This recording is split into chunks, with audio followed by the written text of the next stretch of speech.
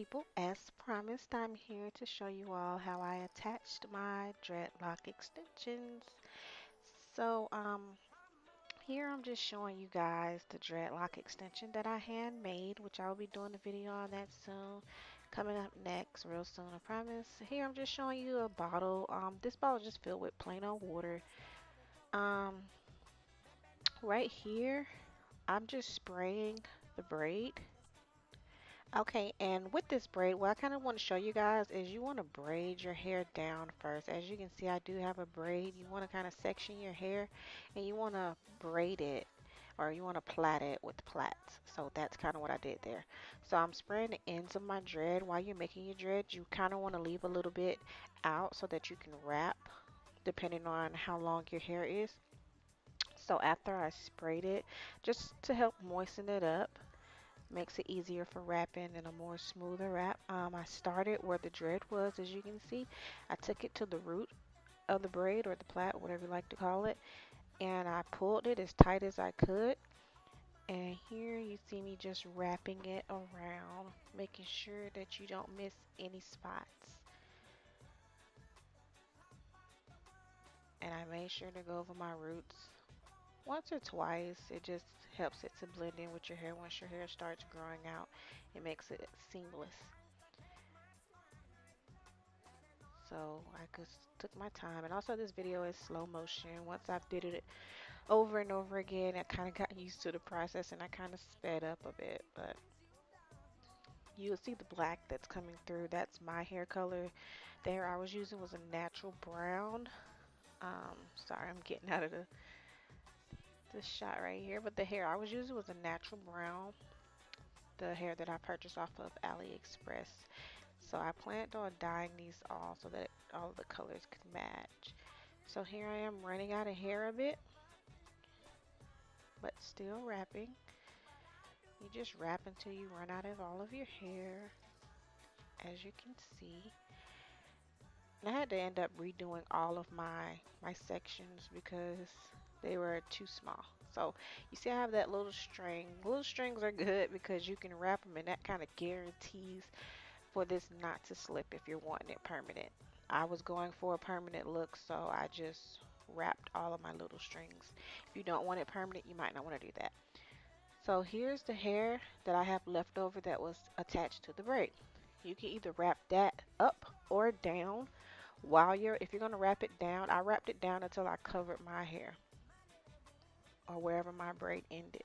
I wrapped it down, then once I finished wrapping it down, I took my crochet needle and then I kind of picked it through. Like you can do that now, but I was being lazy because the crocheting part really is really time consuming. So I'm just wrapping it as much as I can at this point.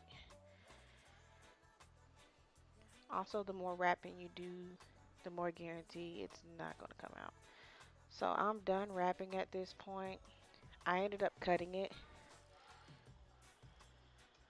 just cutting off the excess. And once I did that, I took my crochet needle and I picked through whatever was left over, just a little stray pieces.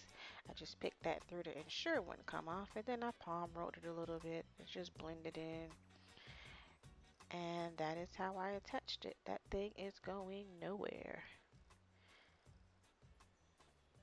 Also, once the hair gets older, because it is human hair, it'll look very realistic at the roots. Being that it's fresh and I wrapped it tight, it's just looking a little petty right now. But as a couple days went by, it really got natural looking. So I am all done after 5 days. So yeah, this hairstyle took me, I would say a little over 5 days. It took me about 5 days, maybe seven, eight at the most. The longest part was making the dreadlock extensions. I got impatient and I ended up getting two packs from the the beauty supply store because I just couldn't wait, which I don't recommend you doing that. It was the Lord and Cliff hair, and I got 1B, and my hands turned black. It's so much dye in that hair. Also, when I washed the hair, you can see all of the dye that they had in the hair. I just couldn't wait for the AliExpress hair. The big difference I noticed was that AliExpress truly uses the human hair. There was no dye in it. It didn't leave a residue of hair dye, black hair dye on my hands or anything. It was very clean hair. I also washed these before I put them in because it is human hair. You just never know where hair is coming from off of AliExpress. So to be safe, I just washed them. So this is before me twisting the hair. I didn't really want really straight parts. I wanted it to grow, let my roots grow out so that I can have a nice twist once it all grows out and I can add hair. Plus I have a lot of shorter edges and I want to strip my edges out. So I kind of played with the parts in the back, if that makes any sense. I didn't want really sharp parts. So you kind of see the ones that's the AliExpress hair, and then you can see the darker black one in the back. That's the that one right there on the left. That's the beauty supply store hair. So I wouldn't recommend that. This is kind of where I just twisted the hair and then I crocheted and it kind of made it look as if I started my hair from twists, which is a really cool natural look. I liked that technique. The rest of them are just straight crocheted. It took me honestly about 20 minutes to do each one, but then again, I wasn't just sitting there and doing it focusing wise. I was kind of like looking at schoolwork or either watching TV. Then, when you watch a TV, your hand kind of like slows up. And so I probably could have finished them a lot earlier, but hey, it got done. So I will warn you, it is a time consuming process.